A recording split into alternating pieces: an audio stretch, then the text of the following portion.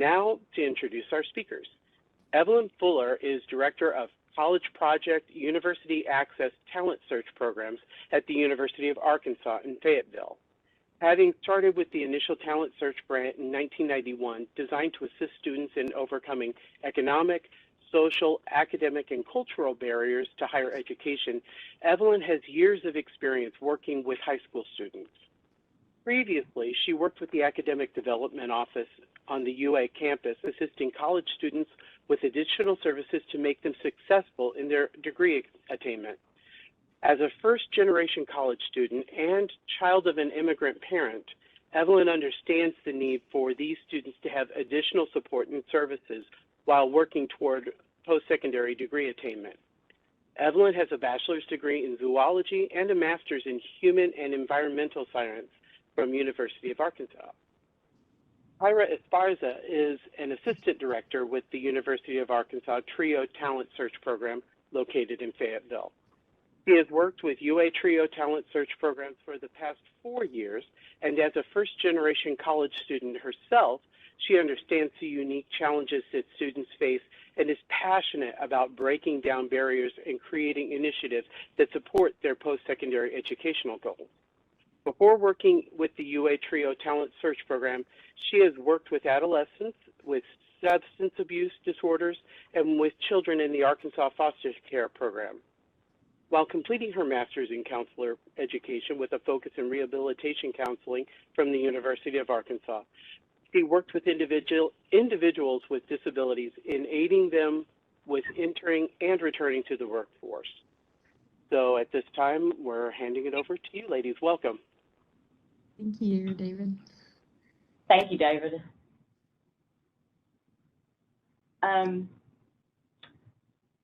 So Tyra and I both work for the University of Arkansas Talent Search Program, and we're just going to do a quick overview of what our programs are about, a little bit of TRIO history because we are part of the federal TRIO programs, our initiative to work with Missouri workforce.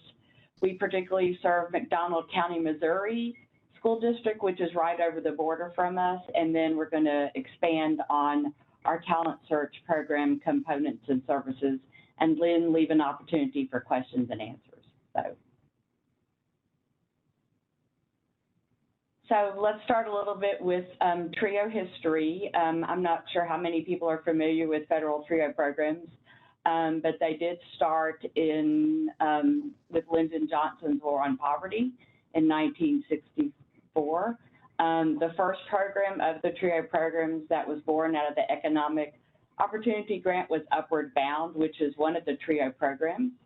And then Talent Search emerged from the Higher Education Act in 1965, which is the program we're going to talk about today. And then the third program, Student Support Services, became the third, and that's where the term TRIO was coined. All the programs serve students starting with talent search in 6th grade through college. So 6th through 12th is talent search. Upward Bound serves 9th through 12th high school students, and then Student Support Services works with students while they're in college. The TRIO programs have expanded to include these other student service opportunities. Educational Opportunity Centers and Veterans Upward Bound work with students who are wanting to either go back to college or older students who are working and want to expand their opportunity to re-enter college. Maybe they started and they had to go to work but want to go back. So these programs help more adult students. The Ronald McNair Postbachelor program started in '86 and works with helping students on their doctoral programs, follows them for 10 years and helps them with research. And then Upward Bound Math Science, which is part of the Upward Bound programs, works with students in STEM opportunities. So actually you see there's actually 7 programs, but the term TRIO was coined from the original 3.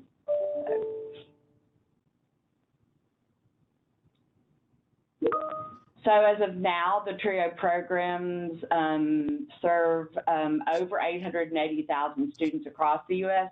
through all the 7 programs that I mentioned earlier. The budget is about $1.1 billion. We do have pretty good Democratic and Republican support in Congress, so we do consider ourselves bipartisan. I think all congressmen and senators want programs in their areas to help students. TRIO programs target low-income individuals, and that's the 150% poverty rate, as well as first-generation college students, meaning no one in their immediate family will have gotten a four-year baccalaureate degree, as well as individuals with disabilities. As I mentioned earlier, the pipeline starts with talent search in sixth grade or middle school and goes on to post-baccalaureate with the Ronald D. McNair program. So it truly is a pipeline that students can access starting early on and then finishing up graduate programs if they choose to do so. Specifically, talent search programs are looking for students from disadvantaged backgrounds, as mentioned, first generation and low income, who have the potential to succeed in higher education. We're looking for students that have the desire and the drive to move forward and figure out what they want to do after high school. And so we talk about a lot of times in talent search, like Dr. Boggs mentioned, I wrote this down, that we want students to do something past high school and get some type of education in something post-secondary. As mentioned, our goal is to get them to complete high school and enroll in and complete post-secondary education. So not only do we want them to enroll in something post-secondary, but we actually complete them and track them and report to the Department of Education where our grants are funded through how students fare within 6 years after they graduate from high school. The link below that's listed is a link of where all the all the TRIO programs are all over the country. It shows all the programs individually as well as them as a whole. So if you're interested to see where they are, they're all over in four-year institutions, two-year institutions, nonprofits, and some schools can even do these types of programs. So kind of moving into a little bit about why we're here today, right? So really building those partnerships within the rural schools and what kind of changes and progress that the state of Missouri needs to make in doing so and helping bolster the workforce. So really where this kind of all started from was the Missouri 2030 and Innovation to Lead plan that was started in 2014. And really it was a 15-year plan to reposition Missouri as a global economic leader. So it has a lot to do kind of with the different Gallup surveys that was talked about earlier in the opening session, and kind of what Dr. Boggs referred to earlier is this 15-year plan and how the state of Missouri can kind of list out goals to push it forward. So it talks a lot about the workforce and businesses, but it also talks a lot about education reform in our K through 12 schools in the state of Missouri. So this plan, it serves as a vehicle to empower Missouri employers toward better job creation, wage growth, and economic productivity and output. A quote that was in this plan, and it is linked below, and you can get access to these slides after the session today, but to support these efforts, Missouri must improve the education system at all levels and integrate the skills needed by businesses into every curriculum. So it's really taking the views and the surveys from employers and students and post-secondary education programs, and how can these three entities really work together to increase where Missouri really wants to be. So some of these goals that we're going to really outline today and how they kind of fit into what our program does and what the state of Missouri wants to work towards was encouraging students to take more rigorous courses while in high school to be better prepared for the workforce or higher education, whichever students choose to do, and or both, right? Because most of the time students who go into higher education do it to be prepared for the workforce in whatever career they choose. And it also includes advocating policy that competitively funds K through 12 and higher education systems to set higher standards for our Missouri students. So really figuring out what are businesses and the workforce needing from students and what they need for them to be prepared, and how can K through 12 systems and higher education systems do that for the workforce. So again, just kind of making sure all of entities line up within the state and create that partnership. So going into some of the data that was included in the Missouri 2030 plan was, again, a Gallup survey that was taken in the workforce preparation, and this was highlighted earlier, but only 15% of Missouri business owners agree that high school students or high schools are preparing students for the workforce. And then you can see that 44% disagree that high schools are preparing them for the workforce, and 39% are neutral. So quite a big difference there in agree and disagree. And then you can see on the right of that, only 42% of Missouri business owners agree that colleges provide preparation for the workforce. So colleges are preparing more, but it doesn't mean that they're necessarily, that business owners necessarily completely agree that they are. You can see 42% are neutral. And then something that Dr. Boggs highlighted earlier this morning, if you were in before the opening session, was the goal for the state of Missouri for post-secondary attainment. So the state of Missouri is trying to reach a 60% goal. Here below, this is information from the Lumina Foundation website that shows the post-secondary attainment in the state of Missouri. And I'm going to blow it up just a little bit if that, I don't know if that makes it clear or not. But this is data from 2009 to 2021. I think Dr. Boggs highlighted right now that the state of Missouri was sitting at about 52%, so it's higher than what Lumina reported in for 2021 of 50.5%.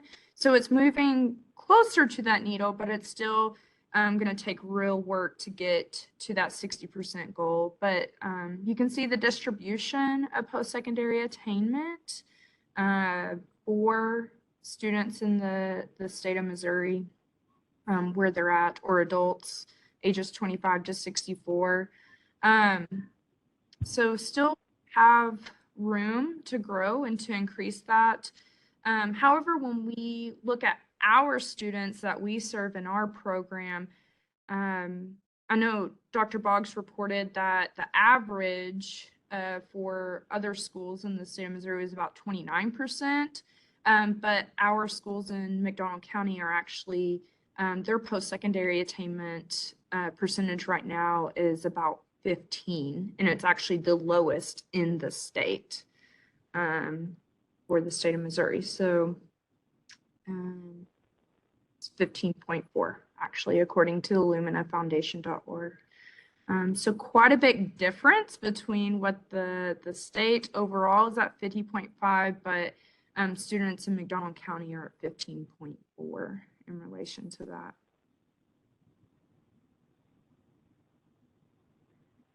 So big differences in how the state, where the state is and where the one county, McDonald County, that we serve has. So some of the McDonald County, Missouri statistics that we talk about, and you can see they're in the very bottom southwest corner of the state, and you can see where the border of Arkansas is.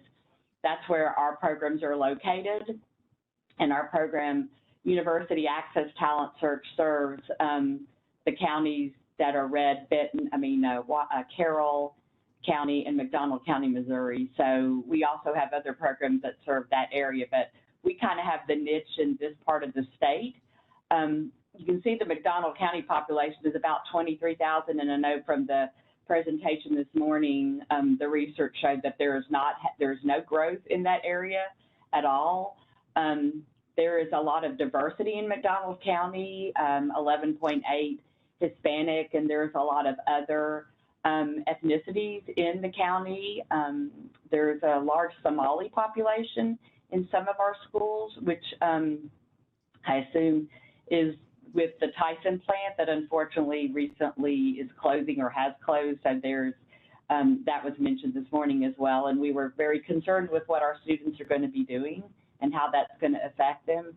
But as you see, the bachelor's degree completion compared to Missouri's overall rate is a third, 10.9 to 30.7. So for our program, Missouri really mirrored a lot of our Arkansas counties in being very rural and having needs, having low bachelor's attainment, having a lot of diversity within the schools. So it really does mirror a lot of what our Arkansas schools are showing us. So it was a natural fit to include them as part of our grant when we wrote the grant for the U.S. Department of Education.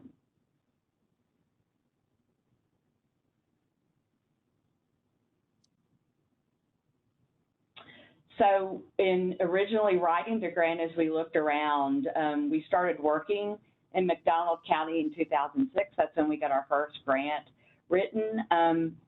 We currently have about 238 students in the program out of our 507 minimum. We actually serve a little over that, but you know, that's about 40% of the students in our program are from McDonald County. So we want to make sure they're aware of what's needed for Missouri students as well as for our Arkansas students. When we approached the superintendent of the school, we offered our services to help promote post-secondary education within the school. And at the time, they were very gung-ho to have us in their school system, and he wrote a letter of commitment for all the schools to receive services that were involved. We serve 7 schools in the district. That's how many are in the district, and there are a variety of schools we serve, as well as the one high school. So there's one high school where all the 6 other schools feed into. There's only one middle school, and that's Anderson, that serves 6th through 8th grade. The other 5 schools are a variety of either 3rd grade through 8th grade or early childhood through 8th grade. So when we go into the schools to offer services, we'll see a variety of age groups walking through the schools, and it's fascinating. And it's also interesting, I think, for some of the younger students to see people from different places come into their schools and promote post-secondary education. As mentioned earlier, the goal of Talent Search is to serve students who are first generation and low income. And so about 60% of our students are first generation low income from McDonald County. The other 61 in that group are either low income only, meaning that their parents have some type of degree. Sadly, some of those are teachers in our public schools, or they can be first generation only, meaning they have the means, but they don't have the knowledge of how do you get to college because they don't have that experience. And then a small percentage of those are neither first generation low income or just first generation. And primarily those students are served because they are in our target area. Some of the schools don't have the resources that other districts have, and so we want to make sure that those students are served as well. Yeah, so we just wanted to talk, give you a brief history of kind of why we're here today. And really what that is that not sure if you're familiar with any TRIO programs. There may be one in your area, there may not be, but we're really a partner with the schools in McDonald County. And yeah, we don't serve all of their students there for whatever reason, but we're there as a partner to help supplement and to provide these services to students that really need it, and to really just help the overall goal of helping students achieve post-secondary education, whatever that is for them. So when students start in our program in the 6th grade, they first start with us in a recruitment presentation. So we talk to them, play some fun games, and talk to them about what their goals are and what they want to do after high school, if they've even thought about it. And so really just dipping their feet into what college is. But we also introduce to them the barriers that may stop them from going to college and how Talent Search can remove those. And so that's kind of how we get students into our program, is really talking to them. And so the 4 barriers that we talk about in that presentation is fear, choices, money, and grades. So all of the services that you see here hit one or all of those barriers. So while they're in our program, they start in the 6th grade typically, and then they stay in it all the way until they graduate high school. So each year they're doing something different and building those stepping stones to help them figure out what they want to do after high school. So I'm going to just kind of talk about these different services, show you some examples, and then we'll have some time for Q&A. But I guess I'll start with some of the fun activities. Why, we talk about these during our recruitment as well, to get students really excited about college. Because again, sometimes, we looked at the surveys that were mentioned earlier, that students weren't sure. They didn't know what to expect or why they should go to college or do some type of post-secondary education. So we want to get them excited about it. So some of the really fun services that we offer are campus visits, and that addresses the choices and the fears. So our belief is that if we just take students to college campuses, they can start getting exposed as early as 6th grade, and really know what it's like to be on a college campus and see what's the best fit for them. So we take students each year to a different college campus. We have college campus visits for our high school students. So they come to the University of Arkansas every other year to learn about different programs here that we offer at our institution. And then the other year, they go to a different college that's within like a 2-hour radius of their schools. So they get out of school for a day. They get to come explore and hear about an admissions and financial aid presentation at a college campus. They get to eat in a dining hall and get to tour a dorm room. So they get to see differences in between different college campuses. So we go to private, public, 2-year, 4-year, liberal arts. We try to take them to all different kinds of colleges.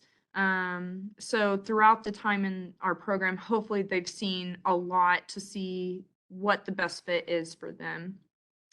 Something special that we do for our McDonald County students is we do a campus day every 2 years here at the University of Arkansas for them.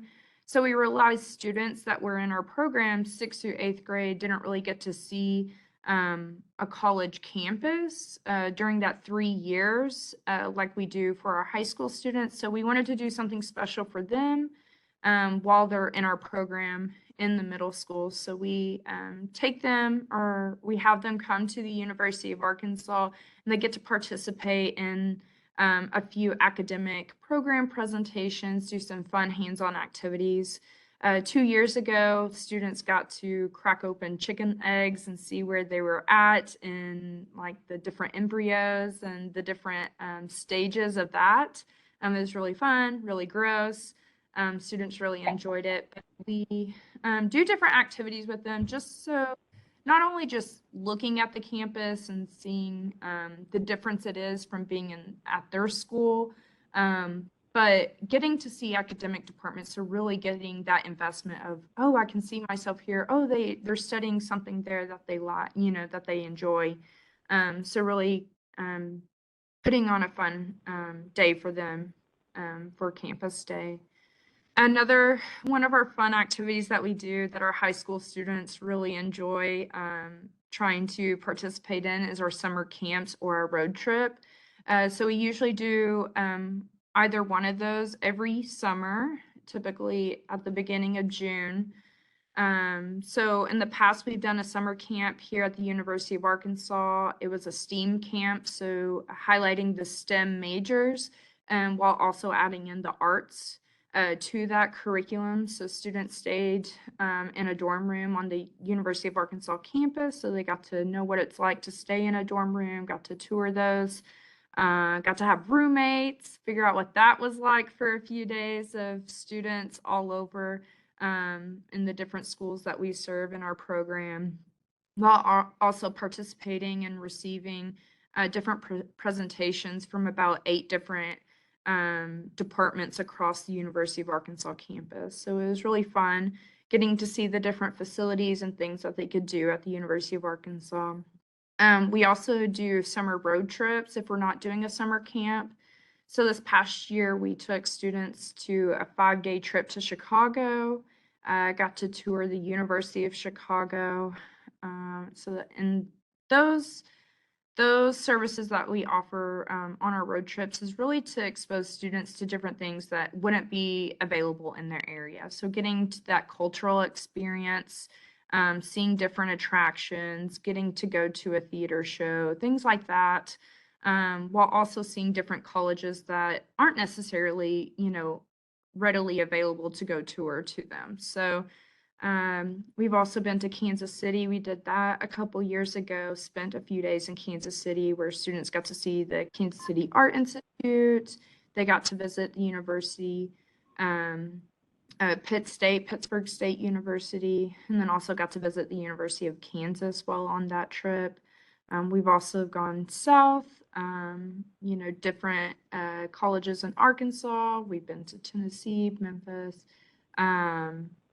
Oklahoma. So again, we just want to expose students to all the different choices that they have and get to see the difference in making their final decisions when they become a senior.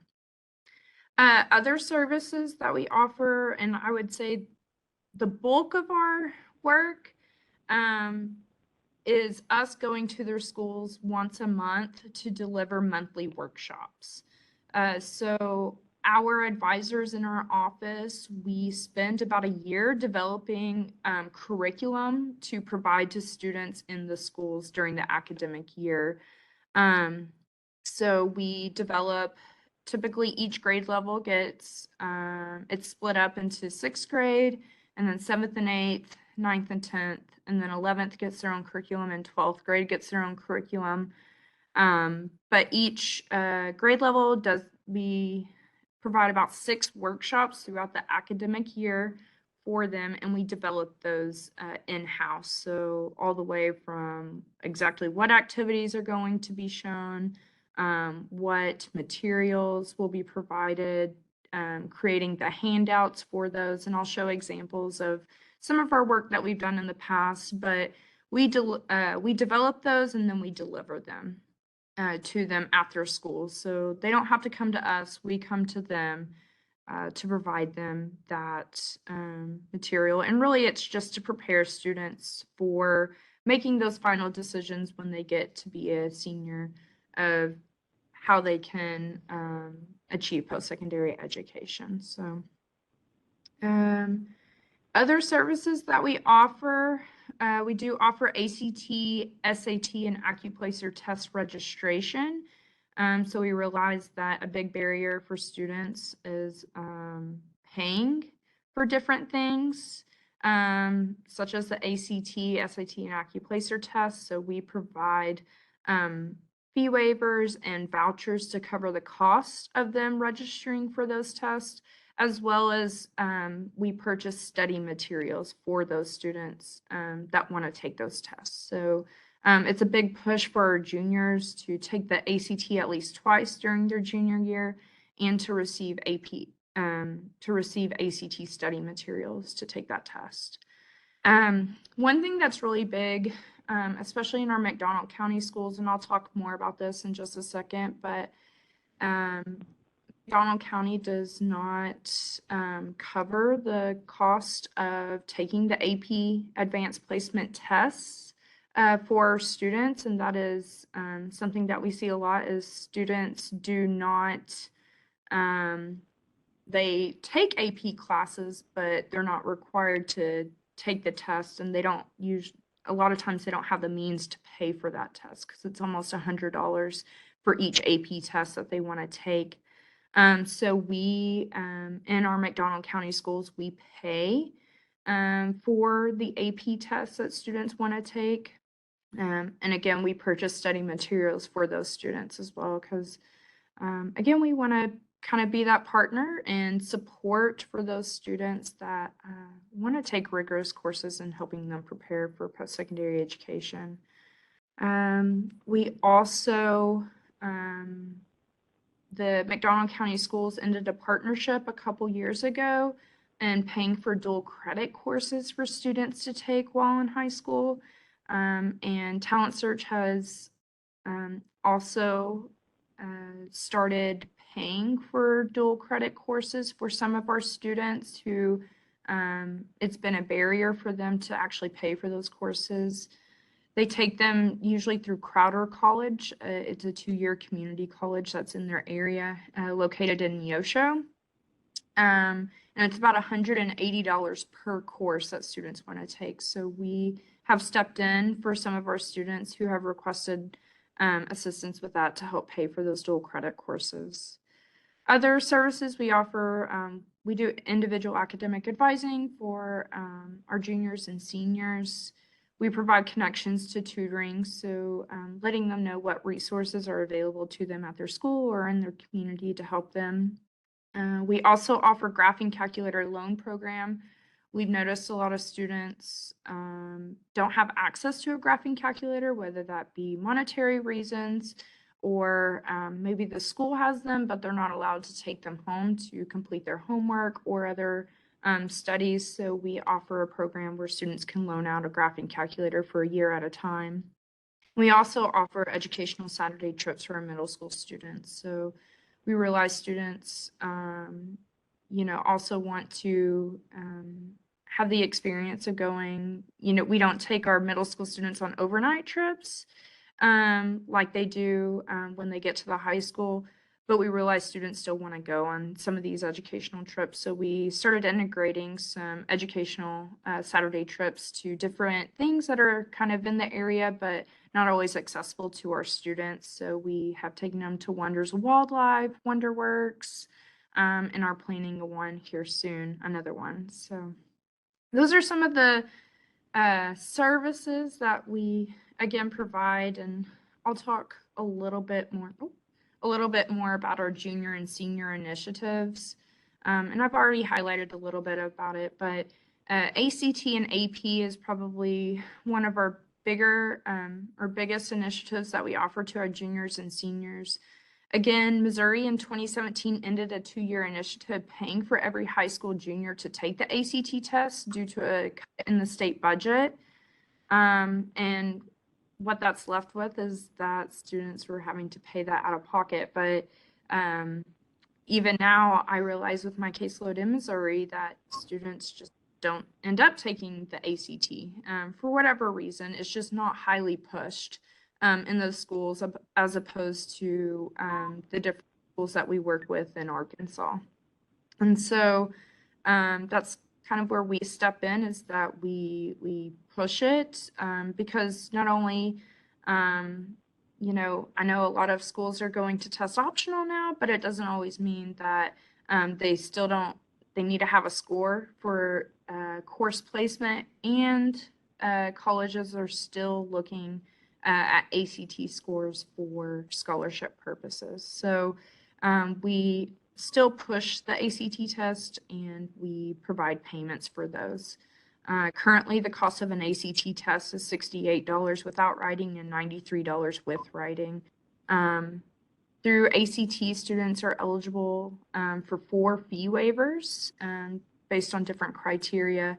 And then we also purchase vouchers for our program to cover the cost for any of our other students that may not fit the waiver eligibility that ACT outlines. For AP exams are $98 per exam and $53 for students with eligible need. Missouri does not pay for low-income students taking the AP exams. However, Arkansas, Oklahoma, Illinois, surrounding states do pay for part or all of these. this is, again, another service that Talent Search offers to kind of help and be a partner with in providing resources for students to take those rigors and to be more prepared for post-secondary education. These are some examples of the different workshops that we do. We try to make all of our workshops hands-on, fun, and very creative. And so you can see on the left there, this is one that we actually just did with some of our 6th grade students, is college selection. So talking to them about the different factors of choosing a college and how it kind of relates to pizza. We have an overarching pizza theme with that workshop. In the middle is our 7th and 8th grade that we've done in the past, is talking about teamwork and the different types of social support for students. So in that workshop, students had to work together to build a support for an egg that they dropped, to see how well they provided support for that egg when working together on that.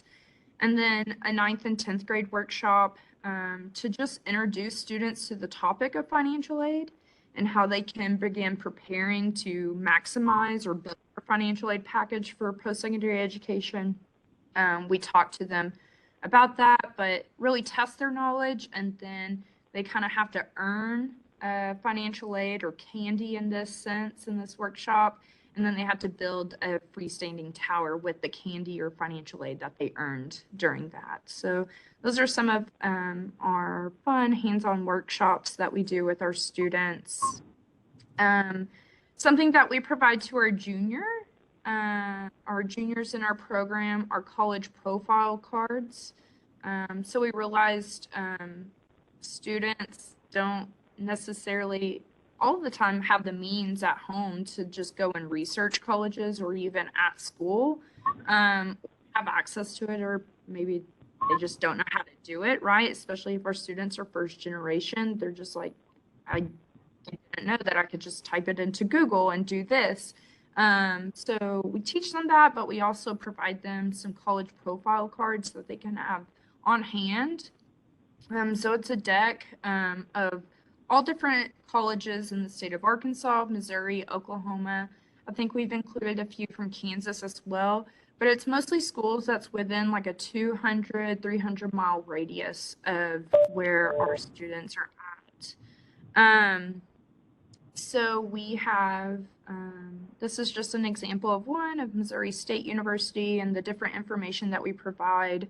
And then we also try to provide them the most up-to-date costs that we have at the time for these colleges and other factors to consider. So again, talking to them about the different factors that goes into making these decisions about which college to attend.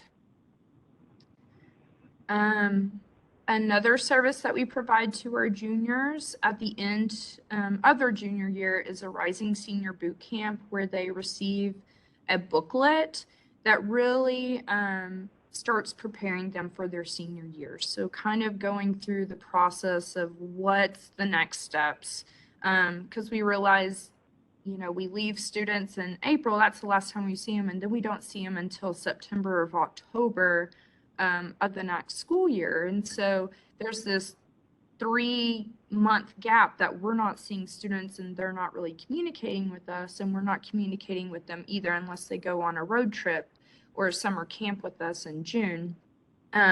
So we wanted to provide students in their junior year how they can begin preparing for their senior year. So we talk about the different services again that we have to offer them. We talk about the financial aid, talking about the FAFSA, because you can't talk about it, you know, you just have to keep talking students to them about the FAFSA, because they seem to forget or say, oh, I've never heard of that when it comes to their senior year. So can't talk to them enough about that. But and then we walk them through what it's like to begin applying to colleges, because some college applications open up as early as July 1. So really talking to them about completing college applications and how we can provide fee waivers for them so they don't have to pay for applying to different colleges. and things that they can do to begin boosting up their resume, leadership transcript, and completing those scholarship applications later on. So these are just a snapshot of a few pages from that booklet that we provide. And then lastly, another service that we provide to our seniors, specifically during their senior year, I talked about individual academic advising. We have something called senior one-on-ones where we meet with them about 3 times throughout their senior year in a one-on-one meeting with a talent search advisor to talk to them about where they're at in their process of their plans after high school. And so in December every year, we sit down with them, have them answer some questions in the conversations that we have with them, but we also talk to them about college cost comparisons. So this actually, the idea for this came from a publication from the state of Missouri. And we thought it was great to show our students. And I think Dr. Boggs hit on this earlier. Students need to they don't know the full picture of when it comes to college. So like, how are they going to pay for transportation? You know, what about personal expenses? So it's not just about the tuition fees and room and board. There's other expenses that go into deciding on a college or post-secondary institution to go to. So we talk to students, so we list out the colleges that they're interested in, and we create this sheet for them and discuss what their costs currently look like on paper for the schools that they're interested in. And then we talk to them about financial aid. So where are they at in the process? Have they applied to scholarships? Have they completed their FAFSA? Different things like that. Are they considering loans? So this is where we have those conversations with students, sometimes tough, sometimes not so much. Students have their ducks in a row. So this is really just something on paper that students can see. And we've noticed a lot of times students have an idea of what their college is going to cost. And then when they see it on paper, they're like, oh, okay, I got some work to do. And so that's why we provide it to them in December. So that way they have up until like April when they meet with us one-on-one again to see where they're at again, because we do this again, reconfigure some of the numbers at the end of their senior year so they can see any out-of-pocket costs they have left remaining for them. So that's just, again, a brief snapshot of the different services that we offer. Are there any questions, David, or anyone that wanted to speak up? We do have one question so far. Susan asks, are you able to share your workshops and materials for other school districts to use? We've shared them with the schools that we serve, but normally we don't typically do that because it's part of what we use to get our grants, funded. Our documentation is there. We're always open to sharing some of the handouts and things as long as we get credit, but certainly if anybody is interested, they could email Tyra or I, and we could certainly discuss. Like I said, we don't send everything out because we want to make sure, because they're created in-house. And it is, a year's worth of work for each of our advising staff. So if interested, just email us. Okay. Jackie asks, how do you make your university cards? Do you have contacts at each university, or do you look up website information? I would say we use both. To the best of our ability, if there's updated information on the website, we use that. Typically, we use the university's direct website to find that information. If not, we use Big Future at collegeboard.org. They have university information and statistics there. And if we're not able to, then we do reach out to each individual university to get that information. Okay, very good. Are there any other questions out there? Be sure to get them into the chat. I did want to mention, I don't think we mentioned this earlier, that our talent search program, even though we're based at the University of Arkansas, our goal is for them to go anywhere post-secondary. So we are not allowed to recruit for the U of A, though we do make sure that they see it because it is in the region. But our goal is for them to go where they're going to be the most successful. So 2-year college, 4-year college, because we're in McDonald County and they're close to Crowder. I know the gentleman this morning spoke and said 60% of students attend within 50 miles.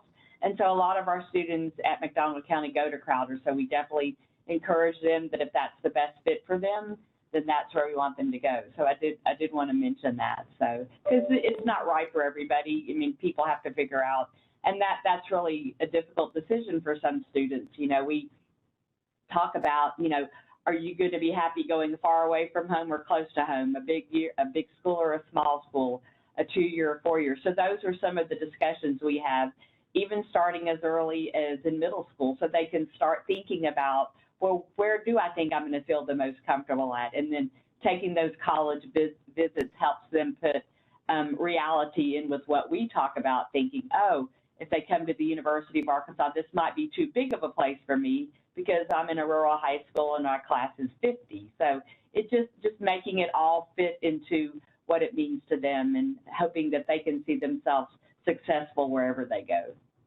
Very good. Follow-up question, how do students learn about your TRIO program? We've been in the schools for quite some time, so a lot of it's word through mouth.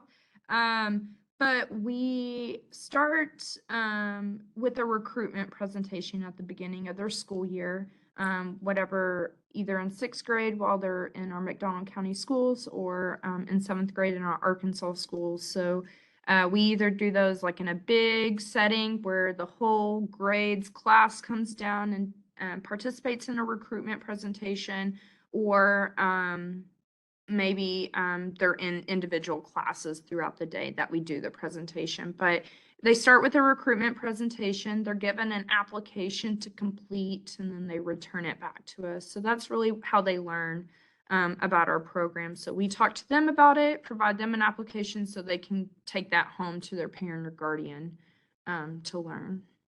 Okay. Complete. Are there any other questions out there? This is your opportunity. I was going to say, I don't know, I don't think I mentioned it, but something that kind of stuck out to me with Dr. Boggs's conversation centered around financial aid in the state of Missouri. There are programs, but we learned that one I will say in particular is the A+ program in the state of Missouri, if y'all are familiar with it. I know a lot of our students in McDonald County utilize that program or participate in that because that provides them essentially their tuition and fees covered at a 2-year institution. So most of the cost is covered under that participation in that program. And so students utilize that a lot at Crowder College and Neosho.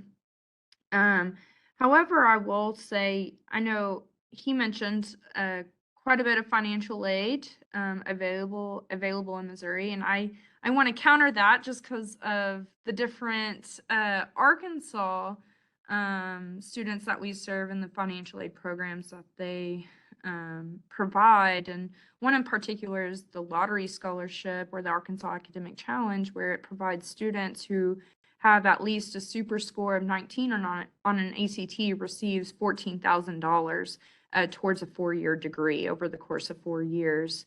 And I want to say that there's not that any kind of program in the state of Missouri. And so, and you know, that may be why some students take the ACT more that I see in our Arkansas schools versus Missouri. I think the only one that I know of in the state of Missouri is the Bright Flight program, and please correct me or speak up if I'm wrong, but that one is you have to have a pretty high ACT score of 31 or 32 to receive only $3,000 for that. So I can see how there can be a little bit of discouragement for Missouri students. And I feel I see that in our McDonald County schools, that they complain that there's not a lot there. And so they really have to rely on the different institutions that they're applying to receive financial aid or to participate in the A+ program. And I know that I didn't mention that earlier, but Ev, I don't know if you have anything to add on that, but.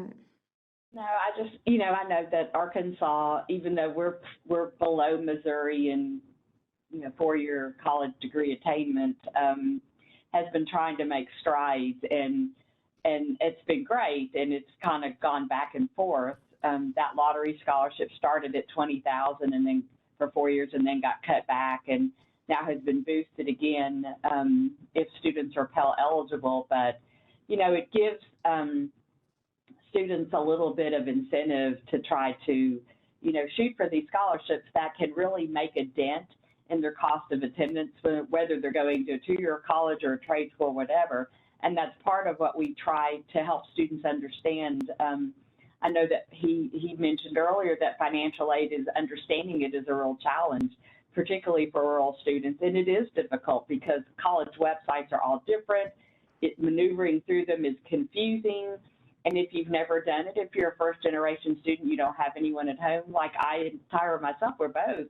I mean, you have to rely on other people to help you. And so that's what we're trying to help students understand. I was at one of our Arkansas schools doing a workshop last week, and a Arkansas University came in and did their 20-minute spiel and presentation, and they have a new scholarship that says if your parents make less than $70,000, you can get your tuition. You can go almost free, is actually what he said, but it's tuition and fees. And then a real astute high school senior from that class said, well, wait a minute, does that mean I go free? And he's like, well, no, not necessarily. He said, well, what does that cover? And he said, well, that only covers tuition. And he says, well, what else do I have to pay for?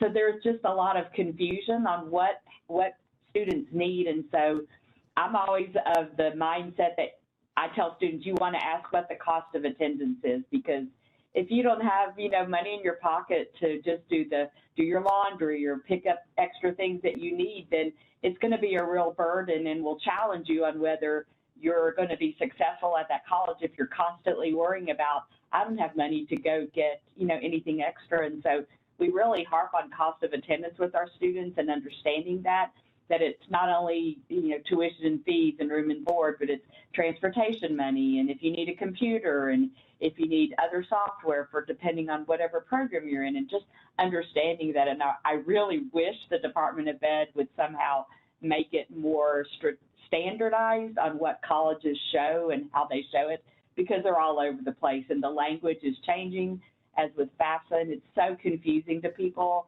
And I've done this a long time, but it's still confusing to me. And so explaining it to someone who's never seen it before is really difficult. So trying to standardize it, and trying to teach students that you want to know, how much is it going to cost me to go to your school for 1 year, period, everything included.